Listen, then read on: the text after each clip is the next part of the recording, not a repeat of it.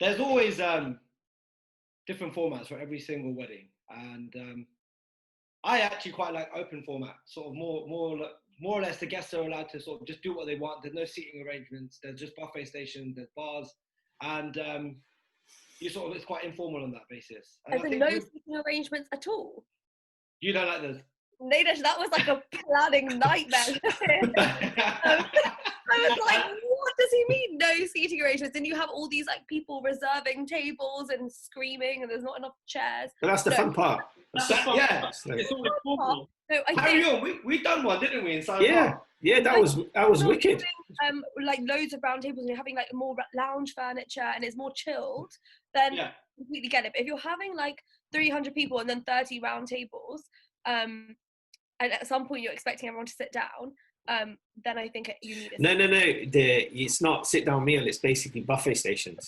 Yeah, I definitely like the like stands and the light stations and the lounge. Yeah. That kind of chill. Because then it's just like a bar, right? Yeah. Generally, one of those sexy Generally, I find those kind of receptions just they're crazy. The pie's insane. Yeah, because it's like the canapes never ended. Actually, that's a good point. But I think that's what people like, because they're not forced into this kind of like structure. They can just be themselves, and the people who just want to chill out can go and chill out near the bar. But then I think related to that, it's important to have the right space, because you need it to be open, right? You can't have little pockets of areas. So if the whole space is open, then you can definitely benefit from that format. And I think the format looks good. I'll tell you what format I really hate is when a bride and groom make an entrance and potentially go into a sort of first dance and start partying, and then they're told to sit down and have dinner. Yeah. And then that really, that does not work. I'm not a fan. I mean, we can make it work, but I don't like it. Is that because you have to start your work again?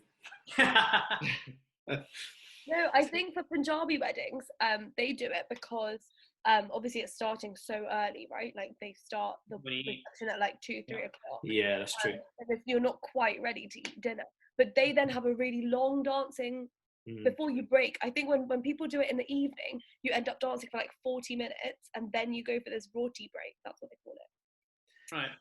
And that doesn't work. But I think if you're dancing for like a good 2 hours, and then you have dinner, and then you dance for 2 hours again, I think it depends on the time limits. Yeah, but quite often it depends on like the caterer that you have, because they often run the show, right? It depends like when the mains are going to get served out. So then, you sort of talk to the DJ and say like, guys, just carry on playing for another half an hour. And so I think it goes around in like a little circle. So you just got to start planning from the caterer, and then you work backwards. I mean, some couples say to us that like they'll obviously serve that meal halfway through, but they don't want the dance floor to close. Like they just want the dance floor to be open for anyone who might not want to eat then, or sometimes they might just want to bring a little plate and eat a bit of dal on the dance floor.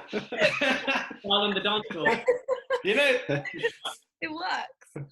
I think like for any party, from the party perspective, once the food and the formalities are concluded with, and the first dance is this sort of initial stage to sort of kick off the partying, it works best. But I always like it, again, if there's like canapes during the drinks reception, and then the guests are seated. So like the bride and groom make an entrance, cut the cake, take a seat, maybe go into a few speeches. Main meal comes out because they already had canapes. And then after the main, the first dance and the party.